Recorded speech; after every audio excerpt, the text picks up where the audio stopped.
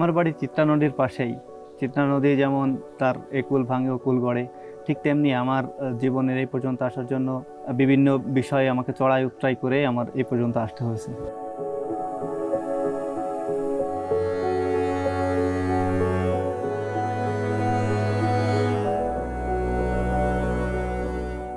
মানুষের বেঁচে থাকার জন্য বিভিন্ন জিনিসের প্রয়োজন হয়, যেমন আমাদের মৌলিক চাহিদা পাঁচটা: অন্ন, বস্ত্র, বাসস্থান, চিকিৎসা, শিক্ষা। শুধু এটা যে ধনীদের প্রয়োজন বিষয়টা এরকমের না, এটা গরিবদেরও প্রয়োজন হয়। আর এটা এই মৌলিক চাহিদাগুলো ছাড়া একজন মানুষের সঠিকভাবে বেড়ে ওঠা বেশ টাফ। এর ভিতরে অন্ন, বস্ত্র, বাসস্থান নিয়ে আমাকে টেনশন করতে হয়নি।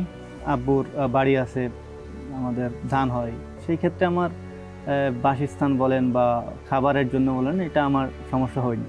বাট একটা মানুষের শুধু এইগুলো হলেই হয় না।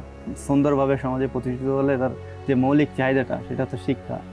আর এই শিক্ষাটা অর্জন করার জন্য আমাকে স্ট্রাগল করতে হয়েছিল।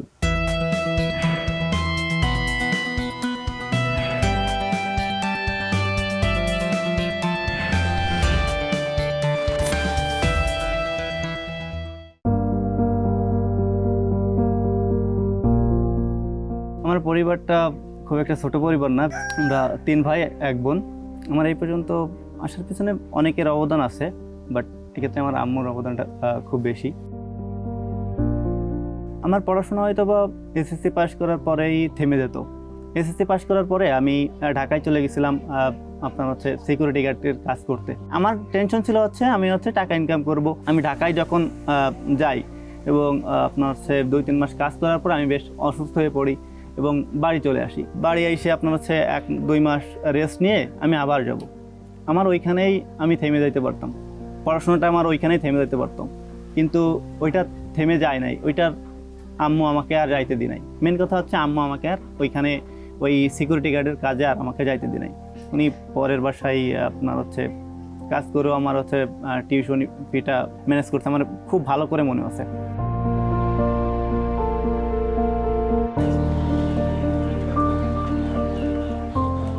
একটা ছেলের বেড়ে ওঠার জন্য শুধু যে টাকা পয়সার যে বিষয়টা এরকমের না। খুব ছোটবেলায় আব্বু আম্মু সেপারেট ছিল পারিবারিক কারণে। এই কারণে দুইজনকেই খুব মিস করতাম। কখনো যখন আব্বুর কাছে থাকতাম তখন আম্মুকে মিস করতাম, যখন আম্মুর কাছে থাকতাম তখন আব্বুকে মিস করতাম।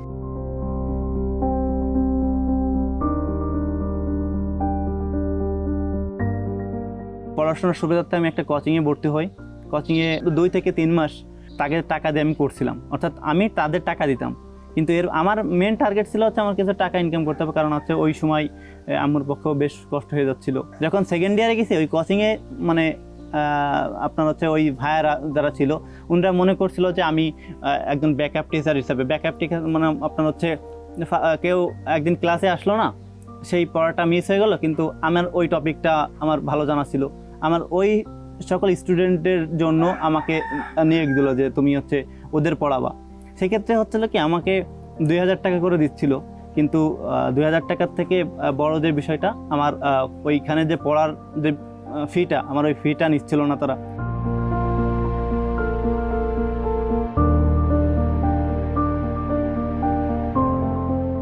কোচিং প্লাস টিউশনি দিয়ে খুব ভালোই চলতেছিল। বাট দ্বিতীয় ধাক্কাটা খাই যখন করোনা চলে আসে। করোনা চলে আসা আমার ওই কোচিংটা বন্ধ হয়ে যায় এবং অনেকগুলো টিউশনিও চলে যায়, এবং এর মধ্যেই আপনার আমাদের ফর্ম ফিল আপের যে বিষয়টা আসে।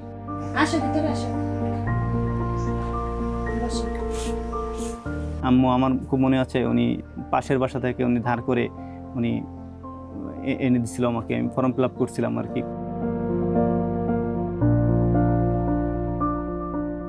আমি লোহাগড়া সরকারি কলেজ থেকে ইন্টার শেষ করি। 7 কলেজে পরীক্ষা দেওয়ার পরে আমার ঢাকা কলেজে হয়। ঢাকা কলেজে যেহেতু চান্স পেয়েছি, আপনার ওইখানে থাকার জন্য আমাকে ঢাকায় যাইতে হয় আর কি। মেসে থাকা খাওয়া প্লাস যে আনুষঙ্গিক যে খরচগুলো, এগুলো সম্পূর্ণই বাড়ি থেকে নেওয়া হতো। বাড়ি থেকে ছোটো ভাইয়ের কাছ থেকে টাকা নিয়ে, আব্বুর কাছ থেকে টাকা নিয়ে, আম্মুর কাছ থেকে টাকা নিয়ে অনেকটা নিজের কাছেও খারাপ লাগতো। এই কারণে চেষ্টা করতেছিলাম যে এইগুলোর টাকা নেওয়ার পাশাপাশি আমি যে টাকা নিয়ে বন্ধ করছি বিষয়টা এরকম না, আমি চেষ্টা করছিলাম যে কোনো কিছু একটা করা যায় কিনা।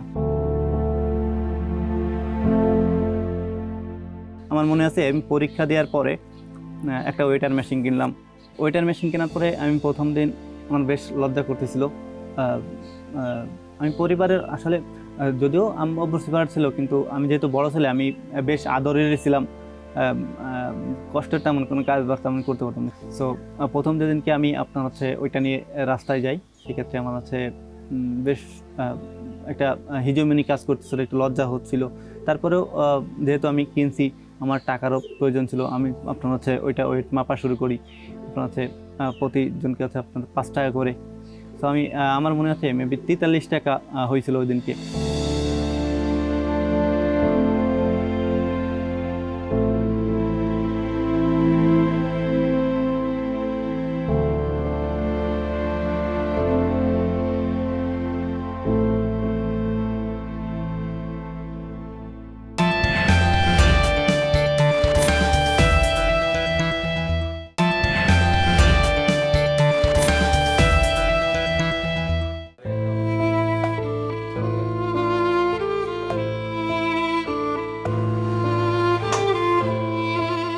মানুষের জীবনে উত্থান পতন থাকে, আমি ওর ব্যতিক্রম নয়।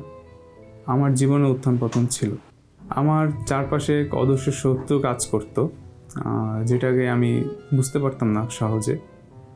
কিন্তু একটা সময় গিয়ে যখন আমি দেখতে পাই যে অদৃশ্য শত্রুটা আমার মধ্যে প্রকট হয়ে উঠছে, তখন আমি বুঝতে পারি যে হ্যাঁ, আমার কোনো একটা সমস্যা হচ্ছে। মাইগ্রেন আর সাইনোসাইটিস দুইটা আমার মধ্যে প্রকট হয়ে ওঠে করোনার মধ্যে 2020 সালে। এই 2020 সালে আমি আমার স্বাভাবিক জীবন থেকে বিচ্ছিন্ন হয়ে যাই, যার ফলে আমার দৈনন্দিন যে কাজগুলো আছে সেগুলো আমি সুস্থ মতো করতে পারিনি।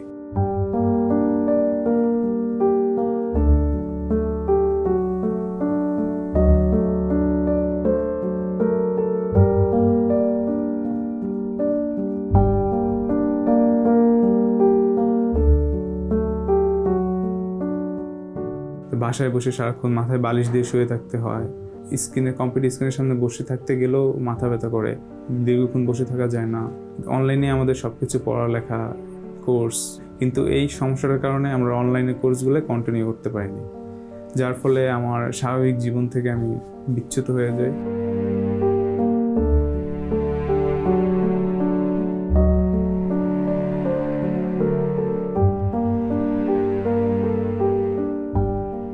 কিছুদিন আগে একটা নিউজ হয়েছে যে চট্টগ্রাম বিশ্ববিদ্যালয়ে একজন নাকি মাইগ্রেনের ব্যথার কারণে আত্মহত্যা করে।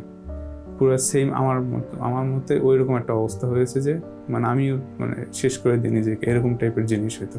তার পড়াশোনা যে সময় মাথা ব্যথা একটু ছাড়তো তখন আবার উঠে পড়তে বসতাম, পড়াশোনা কন্টিনিউ করার চেষ্টা করতাম। কিন্তু যখন মাথা ব্যথা একদিন হলে আবার এটা 3-4 দিন থেকে যেত।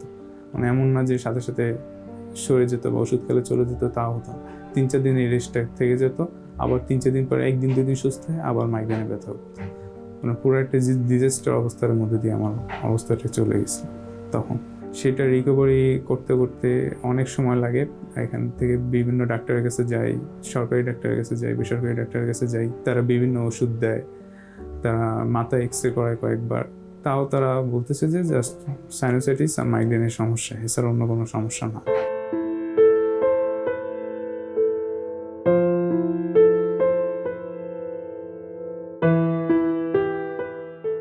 2020 সালে মূলত আমার এইচএসসি শেষ হওয়ার পর যে বাংলাদেশের নিয়ম অনুযায়ী অ্যাডমিশন টেস্ট দিতে হয় ইউনিভার্সিটিগুলোতে, আমিও সেই অ্যাডমিশন টেস্টের একজন যোদ্ধা হিসাবে ছিলাম। সেখানে আমি অনেক চেষ্টা করেছি মূলত ইঞ্জিনিয়ারিং, ভার্সিটি এইসব বিশ্ববিদ্যালয়গুলোতে পরীক্ষা দেওয়ার জন্য, পরীক্ষা দিয়ে উত্তীর্ণ হওয়ার জন্য। কিন্তু আমার এই অদৃশ্য শত্রুর কারণে আমি এই পরীক্ষাগুলো ঠিকমতো দিতে পারিনি, যার ফলে আমি ওখান থেকে বিচ্ছিন্ন হয়ে যাই। আমি চিন্তায় পড়ে যাই যে আমি এখন কি করব। আব্বু দেশের বাইরে পাঠানোর কথা চিন্তা করতেছে, প্রাইভেট ভার্সিটিতে আমাকে ভর্তি করাবে, এরকম চিন্তা ভাবনা করতেছে। কিন্তু আমার মাথায় তখন এত কিছু কাজ করতো না। আমার মাথায় শুধু একটাই কাজ করতো যে আমি সুস্থ হব।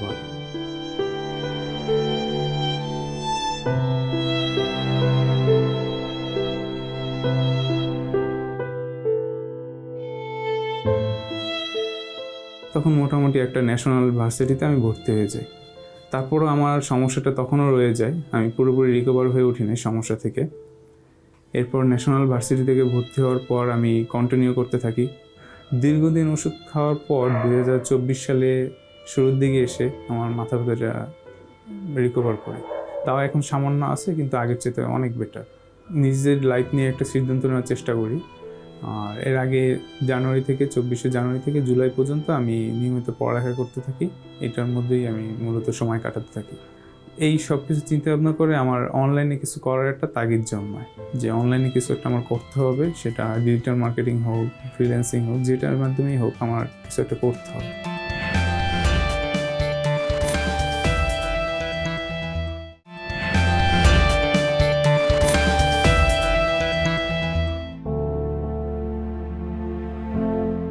একদিনকে বাসায় শুয়ে আছি, রুমমেট আমাকে বলল যে আবিদুর, একটা নিয়োগ দিছে যুব উন্নয়ন অধিদপ্তরের আন্ডারে ই-লার্নিংয়ে একটা নিয়োগ দিছে, তুমি এটা দেখো, এখানে তোমার হচ্ছে 250 টাকা করে প্রত্যেক দিন দেবে, ভাতা দেবে। সো ওই টাইমটায় আমি ই-লার্নিং আর্নিং সম্পর্কে আপনার হচ্ছে আমি অবগত ছিলাম না আগে, কিন্তু যখন ওই রুমমেট আমাকে বলল এবং ওই লিঙ্কটা আমাকে দিল, আমি ওইখানে যেয়ে অ্যাপ্লাই করলাম। এটা ছিল একটা ফ্রিল্যান্সিংয়ের কোর্স, বাট এই কোর্স শিখে যে আমি হচ্ছে টাকা ইনকাম করব বা এই লাইনে আমি হচ্ছে আমার ক্যারিয়ারটা ডেভেলপমেন্ট করব বা এখান থেকে টাকা ইনকাম করব, আমার এরকম কোনো ইন্টেনশনই ছিল না। আমার ওইখানে যাওয়ার একমাত্র লক্ষ্য ছিল হচ্ছে ওই যে ভাতাটা পাবো ওইটা। বাট কিছুদিন যাওয়ার পরে আমার চিন্তাধারা চেঞ্জ হয়ে যায়, যে শুধু এখান থেকে সম্মানই না, এখানে প্রপারভাবে ক্লাস করলে, শিক্ষকদের দিক নির্দেশনা মেনে চললে এখান থেকে আর্নিং করা সম্ভব।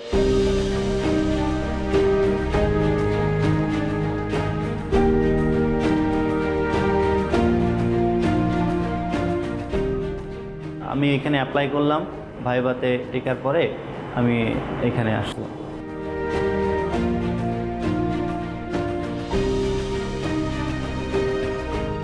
কিছুদিন যাওয়ার পরে এখান থেকে ব্যাটসম্যানরা কয়েকজন প্রজেক্ট পাচ্ছিল এবং তারা টাকা ইনকাম করতেছিল।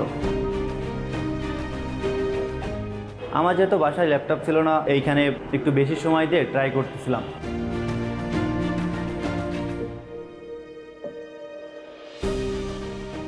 কোর্স চলাকালীন সময়ে আমি একটা প্রজেক্ট পেয়ে যাই, এটা হচ্ছে কানাডিয়ান একটা মহিলার।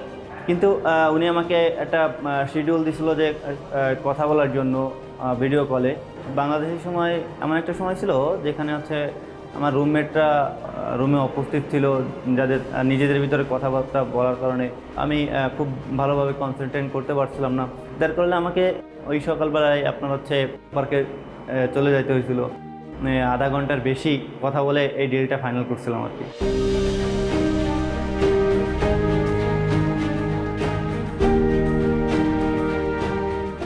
ই-লার্নিং এ আসা আমার জীবনের একটা খুব ভালো একটা অপরচুনিটি ছিল। আমার freelancer.com-এ প্লাস আপনার হচ্ছে $4500 মতো এখন পর্যন্ত আর্নিং হয়েছে।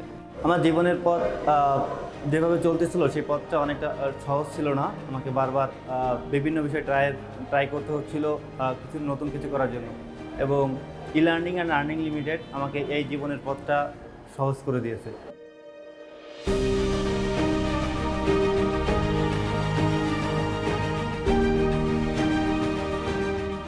তখন অনলাইনে খোঁজাখুঁজি শুরু করি, আমি দেখি যে ই-লার্নিং অ্যান্ড আর্নিংয়ে একটা কোর্স শুরু হচ্ছে। তো আমি ঠিক ডেডলাইনের একদিন আগে আমি এই কোর্সটার সন্ধান পাই, তখন আমি সাথে সাথে অ্যাপ্লাই করি। অ্যাপ্লাই করার পর আমার মোবাইলে মেসেজ আসে একদিন পরে যে আপনি রিটেন পরীক্ষার জন্য সিলেক্ট হয়েছে। তো আমি রিটেন পরীক্ষা এসে দিই, আলহামদুলিল্লাহ রিটেন পরীক্ষা অনেক ভালোভাবেই দিই।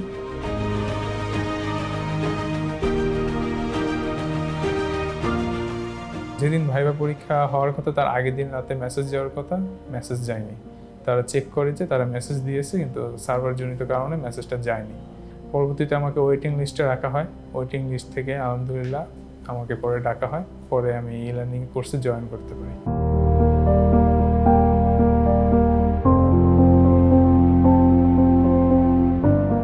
এখানে একটা ভালো জিনিস পেয়েছি যে আমার ডিজিটাল মার্কেটিং ফর ফ্রিল্যান্সিং কোর্সের পাশাপাশি ইংলিশ কমিউনিকেশন কোর্সটা এখানে অ্যাড করে দেওয়া হয়।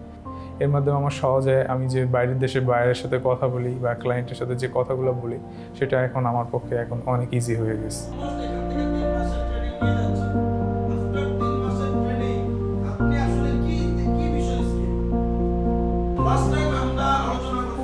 মোট মোটিভেশন পাচ্ছিলাম না যে আমি দীর্ঘক্ষণ বসে থাকবো, কিসের জন্য বসে থাকবো, কী শিখবো, এগুলো কীরকমভাবে শিখে, এরকম মোটিভেশন কোনোভাবেই পাচ্ছিলাম না। তারপর আমি ই লার্নিংয়ে এখানে এসে আমি বসার সুযোগ পাই। এই দীর্ঘ 8 ঘন্টা কোর্সটা আমাকে স্ক্রিনের সামনে বসার একটা মোটিভেশন করে দেয়।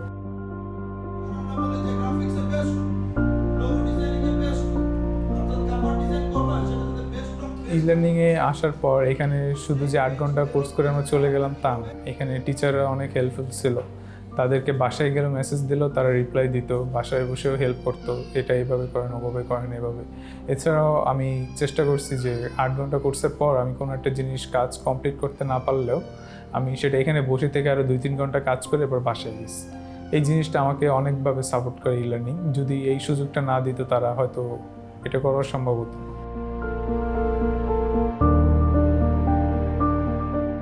যখন আমি প্রথম অর্ডারটা পাই সিরকুলার থেকে, তখন আমার বিশ্বাস হয় যে না, আসলে এই সেক্টরে কাজ করে ইনকাম করা সম্ভব। আমি যেটা চিন্তা করতেছি এটা না, শুধু আমার দরকার স্কিল।